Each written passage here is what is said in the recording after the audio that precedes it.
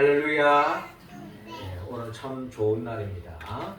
하나님께서 이 시간 우리 예배를 통하여 친히 영광 받으시고 특별히 교회 창립 기념주일을 통하여서 하나님께서 우리에게 덧없는 첫사랑을 회복하게 하시고 또 덧없는 복을 내려주셔서 주님이 세우신 주의 몸된 교회, 주님의 뜻을 헤아려 그 뜻을 이루고 더없이 영광스러운 교회로 나아가는 우리 모습이 다 되기를 주의 이름으로 축원합니다.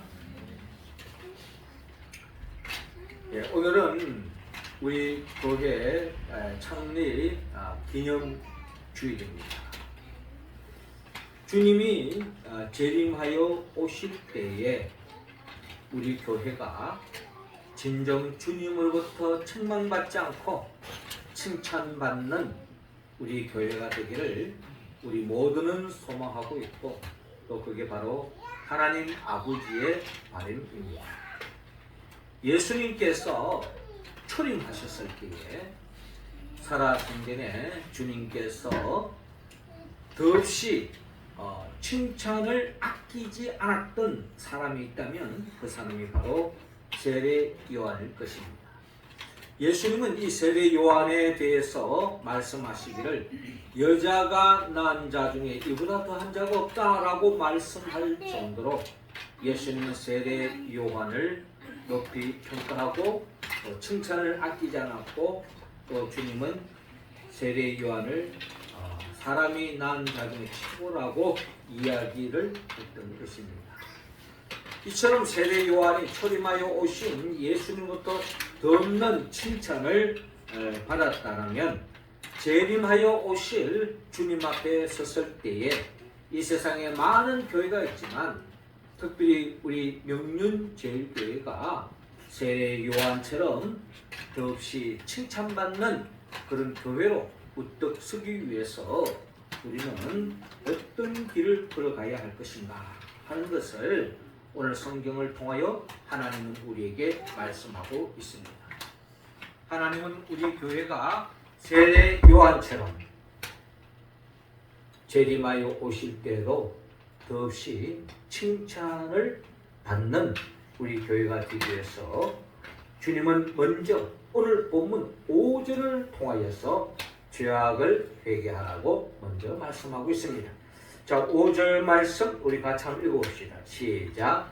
온 유대 지방과 예루살렘 사람이 다 나아가 자기 죄를 잡아가고 요단강에서 그에게 세례를 받더라. 아멘. 자, 오늘 본문 마가복음 1장 1절 이하는 이렇게 시작하고 있습니다. 하나님의 아들 예수 그리스도의 복음의 시작이라 라고 말씀하고 있습니다. 마가복음 1장 1절을 통하여 복음이 바로 예수 그리스도다. 하나님의 아들이신 예수 그리스도가 바로 복음의 시작이다. 결국 완성이다. 결국 예수 그리스도를 통해서 우리는 복된 삶이 열릴 수 있다. 우리 교회 공동체는 이미 예수 그리스도 하나님의 아들이신 예수 그리스도를 믿음으로 우리는 이미 하나님의 자녀가 되었고 또 천국 백성이 되었고 덧없는 우리는 복받은 인생인 줄로 믿습니다. 이 모든 것이 예수 그리스도를 믿음으로 우리가 그 복을 받았다는 것입니다. 예수 그리스도를 통하여 우리가 복을 받을 수 있었던 이유는 바로 예수 그리스도를 통하여서 우리는 죄사함의 은총을 받았기 때문입니다. 그 예수 그리스도를 통하여 복 받을 수 있도록 길을 내는 사람이 있는데 오늘 본문 2절에 선지자 이사야의 글에 보라. 내가 내 사자를 내 앞에 보내노니 그가 내 길을 준비하리라. 모든 사람들에게 복을 주기 위하여 이 땅에 오신 예수 그리스도의 그 오시는 그 길을 준비하는 사람이 있었다는 겁니다. 그 사람이 세례 요한이 예언한 바 그 사람이 바로 오늘 본문 3절에 광야에 외치는 자의 소리가 있어 이르되 너희는 주의 길을 준비하라. 그의 오실 길을 곧게 하라. 기록된 것과 같이 세례 요한이 광야에 이르러 죄 사함을 받게 하는 회개의 세례를 전파하니라고 말씀하고 있습니다. 오래전 이사야 선지자가 약속했던, 예언했던 그 주님의 길을 준비했던 사람, 그 사람이 광야에 외치는 자의 소리로서의 삶을 살았는데 그 사람이 바로 오늘 본문 4절에 그 사람이 바로 세례 요한이었다라는 것입니다. 세례 요한은 오시는 주님의 길을 준비했던 사람입니다. 그 주님이 오시는 길을 준비하면서 한 일이 무엇과 하니 바로 죄 사함을 받게 하는 회개의 세례를 전파했다. 한마디로 회개케 했다는 거예요. 왜? 죄의 문제가 해결되어져야만이 주님으로부터 복을 받을 수 있기 때문입니다. 그래서 5절에 온 유대 지방과 예루살렘 사람이 다 나아가 자기 죄를 자복하고 요단강에서 그에게 세례를 받더라 라고 말씀합니다. 죄에 빠져 있는 사람은 예수를 그리스도로 고백할 수가 없습니다. 죄에 빠져 있는 사람은 예수님을 하나님의 아들로 고백할 수가 없다는 겁니다. 그래서 이 죄의 문제가 해결되어져야만이, 회개한 자만이 그나마 예수를 볼 수도 있고 그 예수를 영접할 수 있고 예수를 통하여서 하나님의 자녀가 될 수 있고 죄사함의 은총을 입을 수 있기 때문에 세례 요한은 오시는 주님의 길을 준비하면서 바로 회개를 촉구하고 있다. 이게 바로 세례 요한의 삶의 특징이라는 것입니다. 세례 요한이 외쳤던 그 복음의 핵심은 바로 회개하라, 천국이 가까이 왔느니라 라는 말씀입니다. 주님이 오심으로 천국을 맛볼 수 있다는 거예요. 그러기 위해서는 그 주님을 영접하기 위해서는 회개해야 된다. 죄사함의 은총을 입을 수 있는 길, 세례를 통해서 회개를 촉구했던 것이 바로 세례 요한의 삶의 모습이었습니다.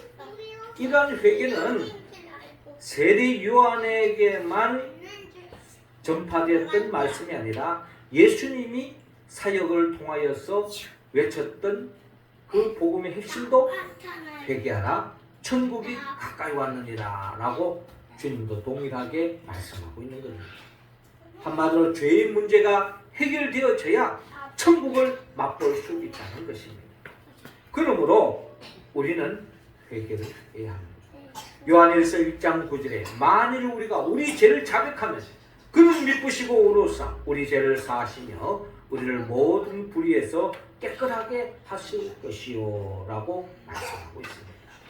어떤 죄를 지었다 할지라도 주님 앞에 회개하면 주님은 우리에게 죄사함의 은총을 베풀어 주시고 우리를 깨끗히 주신다. 하나님의 복을 받기에 부족함이 없는 그릇으로 삼아주신다라는 것입니다. 그러므로 우리 모두는 철저하게 우리 자신이 회개해야 하는 것입니다. 회개할 때에 우리는 주님을 영접할 수 있고 주님으로부터 더 없는 복을 받아 누릴 수 있다. 하나님이 가장 기뻐하는 사람은 어떤 사람일까요? 죄의 문제가 해결되었습니다. 주님은 얼마나 그 사람이 능력이 있느냐, 똑똑하냐, 얼마나 잘났느냐, 얼마나 유명하냐, 그게 중요한 것이 아니라 얼마나 깨끗하냐, 얼마나 정결하냐, 이것을 주님은 보신다는 겁니다. 이 세상에 많은 교회가 있고 그 교회를 주님이 보시기에 눈에 띄게 하는, 주님이 기뻐하는 교회는 얼마나 사람이 많이 모이느냐, 얼마나 유명한 교회나, 얼마나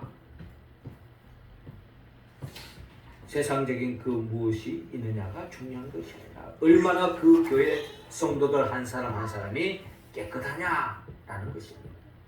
그렇습니다. 주님이 제레마에 오실 때에 주님이 우리를 보는 평가는 얼마나 우리가 깨끗하냐라는 것입니다. 디모데전서 4장 5절에 말씀과 기도로 거룩해진다고 말씀합니다. 우리가 늘 하나님의 말씀을 내 삶에 내 영의 거울로 삼고 그 말씀 앞에 내 자신을 비추어보고 주님 앞에 흠과 점이 있다면 주님의 보혈로 깨끗이 씻고 회개하여서 주님이 언제 어느 순간에 오너라도 마치 흰 세마포를 입은 신부처럼 정결한 모습으로 깨끗한 모습으로 주님을 맞이하는 우리 교회 우리 성도들 다 되기를 주 이름으로 축원합니다. 이어 두 번째로 오늘 본문 6절을 통하여 세상을 경계하라고 말씀하고 있습니다. 6절 말씀 우리 같이 한번 읽겠습니다. 시작. 요한은 낙타 트롯을 입고 허리에 가죽띠를 띠고 메뚜기와 석청을 먹더라. 아멘.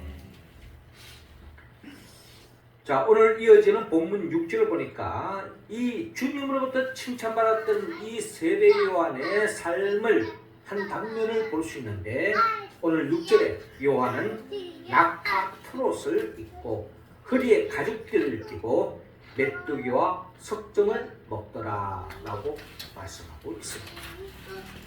이는 바로 세례 요한의 삶의 모습을 그가 입었던 옷을 통하여 그가 무엇을 양식으로 삼고 주식으로 삼았는가를 통하여서 우리에게 잘 보여주고 있습니다. 세례 요한은 낙타 트롯과 허리에 가죽띠를 띄었다라고 오늘 본문에 기록되어 있는데 일찍이 우리 구약의 선지자 중에 우리가 엘리야를 연상할 수가 있습니다. 엘리야는 오늘 이 세례 요한처럼 낙타 트롯을 입고 허리에 가죽띠를 끼며 살았던 삶, 그게 바로 엘리야의 모습이었습니다. 엘리야가 왜 낙타 트롯을 입고 허리에 가죽띠를 끼고 다녔느냐?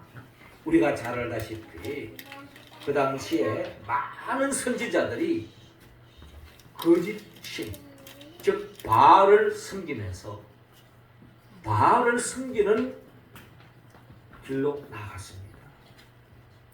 그랬더니 어떤 일이 생겼습니까? 이세벨을 통해서 엄청난 세상적인 부귀영화를 누렸습니다. 진수성찬을 그들은 먹었고요.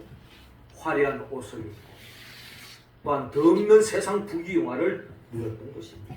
그러나 거짓 신을 섬기지 않고 바알을 섬기지 않고 하나님을 섬기는 길을 걸어갔던 엘리야는 결국 이세벨의 눈밖에 섰고 결국에는 그의 삶은 낙타 트롯을 입고 허리에 가죽띠를 띠면서 하나님이 공급해 주시는 그 일용할 양식으로 까마귀가 공급해주고 과부가 공급해주는 그런 양식으로 삶을 열명할 정도로 어려운 삶의 길을 걸어갔던 것이 바로 엘리야였습니다. 왜 엘리야가 그런 길을 걸어갔습니까? 진리의 길을 택했기 때문에 하나님을 섬기기 위해서 하나님을 섬기는 그 길을 걸어가는 데에 세상적인 핍박이 있었고 어려움이 있었고 궁핍함이 있었다. 오늘 이 세례 요한이 바로 그 길을 걸어가고 있는 것입니다. 세례 요한도 그 시대 속에서 헤롯 왕의 비유를 맞추었다 하면 아마 그 또한 예전에 그 바알 선지자들이 누렸던 그런 세상적인 부귀영화를 누렸을 것입니다. 그러나 요한은 그 길을 택하지 않았습니다. 권력을 손잡지 않고 세상과 탁하지 않고 세상과 접하지 않고 그는 세상을 경계하면서 경건의 길을 걸어갔고 그의 영적으로 그는 정결한 길로 걸어갔기 때문에 낙타 트롯을 입고 허리에 가죽띠를 띠고 메뚜기와 석청을 먹었다. 이스라엘 사람들이 기근이 일어나서 먹을 것이 없을 때 그들은 메뚜기를 양식으로 삼았던 것입니다. 이처럼 광야에서 이 세례 요한은 정말 궁핍한 삶을 살았고 삶을 연명해 간 이유는 무엇일까요? 그는 오직 사명을 감당하기 위해서 세상보다 더 중요한 것이 하나님의 뜻이었고 하나님의 사명이었다. 세상이 알아주든 알아주지 않든 이로 인하여 세상적인 불이익을 당한다 할지라도 그는 끝까지 하나님의 사명, 하나님의 뜻을 이루는 데에 전심전력을 다했다. 광야에 외치는 자의 소리로서 회개를 촉구하며 그는 사명을 감당하면서 성청 그 광야의 바위 틈에서 나는 그 꿀을 먹으면서 생명을 연명했던 것이 바로 세례 요한의 삶이었다. 우리는 이 세상을 살아감에 있어서 정말 가장 중요한 것이 돈이 아닌가 하는 생각이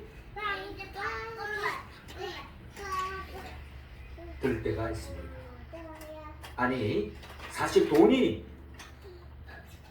이 세상을 살아가는데 가장 중요하다라고 생각이 들 때가 가끔씩 있는 것이 아니라 어느 순간에는 돈에 의해서 모든 것이 세상이 움직이지 않나 하는 생각을 가질 때도 있습니다. 그만큼 돈이 중요하다는 겁니다. 돈 때문에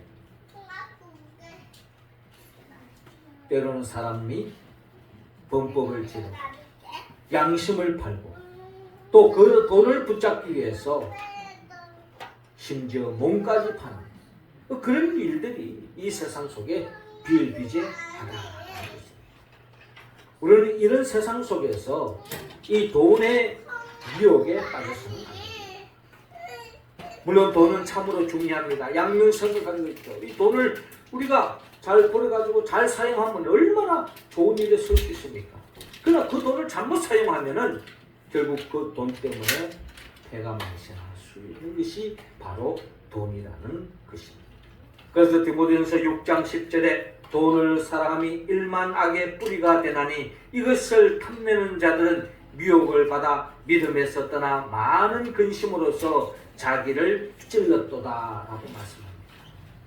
많은 사람들이 돈 때문에 믿음을 저버리는 길, 누가 그런 사람이 있을까? 그렇지 않습니다. 많은 사람들이 돈 때문에 믿음을 저버리는 경우가 참으로 많습니다. 그래서 디모데전서 6장 10절에 공동번역이 이렇게 표현합니다. 돈을 사랑하는 것이 모든 악의 뿌리입니다. 돈을 따라다니다가 길을 잃고 신앙을 떠나서 결국 극심한 고통을 겪는 사람들도 있습니다. 라고 말합니다. 돈에 푹 빠진 사람. 이런 말은 이해가 안 되죠. 돈이 모든 것을 해결해 줄 것 같은데 왜 돈이 일만하게 뿌리라고 이야기하느냐. 말이 안 되는 이야기죠. 그러나 성경은 분명히 하나님의 성경을 통해 우리에게 말씀합니다. 돈에 빠지지 말고 하나님의 사명을 붙잡고 하나님의 뜻을 이루며 살아가는 겁니다. 그 뜻을 붙잡고 그 사명을 이루면 돈은 자동적으로 따라온다 라는 말씀이 오늘 디모데전서 6장 10절을 통하여 우리에게 말씀하고 있는 것입니다. 돈을 쫓아가지 말고 하나님의 뜻을 쫓아가면 세례 요한처럼 어렵게 살 수도 있습니다. 그러나 역사적으로 보면요, 주님을 따라감으로 인해서 세상적인 부귀영화를 누리는 사람도 있어요. 그거는 하나님의 몫이고 우리 각자 하나님은 어떻게 사용할지 아무도 모를 겁니다. 세상적인 부귀영화를 누린다고 다 잘못된 선지자고 잘못된 주의 종이라고 생각하지 마십시오. 하나님은 어떤 방법을 통해서 역사하실지 아무도 모르는 겁니다. 중요한 것은 우리가 돈을 쫓아가는 인생이 아니라 하나님의 뜻을 쫓아가고 사명을 쫓아가다 보면 사도 바울처럼 때로는 궁핍에 처할 수도 있고 때로는 풍부에 처할 수도 있고 우리는 그 속에서 자족함을 누리고 그게 연연하지 말고 오늘도 우리는 주의 사명, 주의 뜻을 붙잡고 살아가는 세례 요한과 같은 그 길을 걸어가는 우리 모두가 되기를 주의 이름으로 축원합니다. 그 사명을 이루며 살아가는데 때로는 힘들 수도 있습니다. 그때는 참고 인내하고 기도하며 나가야죠. 또 사명을 이루다 보면 세상적으로 잘 나갈 수도 있고 부귀영화를 누릴 수 있습니다. 그럴 때 어떻게 됩니까? 교만에 빠지지 말고 겸손해야 되겠죠. 우리 성도들이 다 그런 마음을 가지고 나갈 때에 우리 교회 성도들 그런 교회 성도들이 모인 그 교회는 주님이 재림하여 오시는 그날에 드없는 칭찬과 상급받는 우리 모습이 다 될 줄로 믿습니다. 마지막 세 번째로 주님은 오늘 본문 8절을 통하여 예수를 전파하라 라고 말씀합니다. 8절 말씀 우리 같이 읽겠습니다. 시작. 나는 너에게 물로 세례를 베풀었거니와 그는 너에게 성령으로 세례를 베푸시리라. 아멘. 자, 세례 요한이 더없이 주님으로부터 칭찬받고 여자가 낳은 자 중에 이보다 더한 자가 없다라고 최고의 칭찬을 받은 이유는 오늘 본문 7절, 8절을 통하여 하나님은 계속 우리에게 말씀하고 있습니다. 그가 전파에 이르되 나보다 능력 많으신 이가 내 뒤에 오시나니 나는 굽혀 그의 신발끈을 풀기도 감당하지 못하겠노라 라고 세례 요한은 고백하고 증거하고 있습니다. 여러분, 이 당시에 세례 요한은요, 절대 다수의 민중으로부터 최고의 인기를 누리고 존경을 받았던 영웅이 바로 세례 요한입니다. 이 당시만 하더라도 예수님은 아직까지 우리야 예수님은 그리스도요 하나님의 아들이라고 우리는 알고 있지만 그 당시 시대 사람들은 아직 예수에 대해서 알지 못하던 시대였습니다. 그럼에도 불구하고 그런 인기를 한 몸에 맞았던 이 세례 요한이 자기 자신에 대해서 이렇게 이야기합니다. 나보다 능력 많으신 이가 내 뒤에 오시나니 나는 굽혀 그의 신발끈을 풀기도 감당하지 못하겠노라. 나는 그분에 비하면 난 아무것도 아니라라고 세례 요한은 그렇게 고백하고 있습니다. 이는 단순히 세례 요한의 겸손을 이야기하는 것이 아닙니다. 세례 요한은 그는 이미 성령의 감동 속에서 예수가 누구인지, 장차 오실 예수가 누구인지 그는 태중에서부터 알았다는 겁니다. 그는 고백하기를 8절에 나는 너에게 물로 세례를 베풀었거니와 그는 너에게 성령으로 세례를 베푸시리라 라고 말씀하고 있습니다. 나는 물로 세례를 베푸죠. 내가 너에게 촉구하는 것은 한시적이고 제한적이지만 그러나 성령으로 세례를 받을 때에 우리는 진정한 죄사함의 은총을 입고 있고 죄로부터 자유함을 받을 뿐만 아니라 성령의 세례를 통하여서 진정한 하나님의 자녀답게 이 세상을 이길 수 있고 육성을 이길 수 있고 죄를 이길 수 있고 이 세상에서 생명 안에서 왕노하는 복된 삶을 펼칠 수 있다는 것을 세례 요한은 알기 때문에 물세례 주는 자신이 아닌 정말 성령으로 세례를 베푸신 예수 그리스도를 높이고 예수 그리스도를 의지하고 예수 그리스도를 고백하고 예수 그리스도를 전파하고 있는 세례 요한을 바라볼 수 있습니다.